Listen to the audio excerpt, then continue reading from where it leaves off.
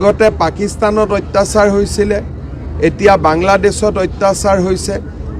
ই এটা কথা স্পষ্টভাৱে প্ৰমাণ কৰিছে যে যি দেশ ধৰ্মীয় গোড়ামী ভিত্তিত নিৰ্মাণ হয় বা যি দেশৰ জনসাধাৰণে ধৰ্মৰ নামত অত্যন্ত গোড়ামী কৰিবলৈ আৰম্ভ কৰে, সেই সমাজে সংখ্যালঘু লোকসকলক নিৰাপত্তা দিব নোৱাৰে। আজি আমাৰ আগতে পাকিস্তানত অত্যাচাৰ হৈছিলে, এতিয়া বাংলাদেশত অত্যাচাৰ হৈছে। ই এটা কথা স্পষ্টভাৱে প্ৰমাণ কৰিছে যে যি দেশ ধৰ্মীয় গোড়ামী ভিত্তিত নিৰ্মাণ হয় বা যি দেশৰ জনসাধাৰণে ধৰ্মৰ নামত অত্যন্ত গোড়ামী কৰিবলৈ আৰম্ভ কৰে, সেই সমাজে সংখ্যালঘু লোকসকলক নিৰাপত্তা দিব নোৱাৰে। আজি আমাৰ চলি থকা বৰ্বৰ অত্যাচাৰে আমাক বেদনাসিক্ত কৰি তুলিছে। এখন ইছলামিক ৰাষ্ট্ৰত সংখ্যালঘু হিন্দু সমাজক কি ধৰণে নিৰ্মম অত্যাচাৰ চলোৱা হৈছে তাক প্ৰত্যক্ষ কৰি আমাৰ সকলোৰে চকু মেল খাইছে।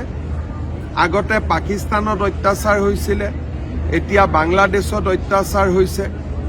ই এটা কথা স্পষ্টভাৱে প্ৰমাণ কৰিছে যে যি দেশ ধৰ্মীয় গোড়ামী ভিত্তিত নিৰ্মাণ হয় বা যি দেশৰ জনসাধাৰণে ধৰ্মৰ নামত অত্যন্ত গোড়ামী কৰিবলৈ আৰম্ভ কৰে, সেই সমাজে সংখ্যালঘু লোকসকলক নিৰাপত্তা দিব নোৱাৰে।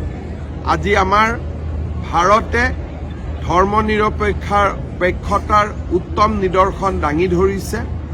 মই আশা কৰোঁ যে পাকিস্তান, বাংলাদেশৰ দৰে দেশসমূহে ভাৰতৰ পৰা শিকিব আৰু আমাৰ দেশৰ ভিতৰত যিসকল ব্যক্তি আছে, যিসকলে পাকিস্তান বা পাকিস্তানৰ ক্ৰিকেট দল আদি জিকিলে আনন্দ প্ৰকাশ কৰে, তেওঁলোককো মই অনুৰোধ কৰিম যে আপোনালোকে চাওক যে বাংলাদেশ, পাকিস্তানৰ দৰে ৰাষ্ট্ৰই আমাৰ সমাজক সুৰক্ষিত দিব নোৱাৰে। তেওঁলোকক অন্ধ অনুকৰণ আমি বন্ধ কৰিব লাগে আৰু আমি আমাৰ সমাজখন সুৰক্ষিত কৰিব লাগে। ঠিক আছে।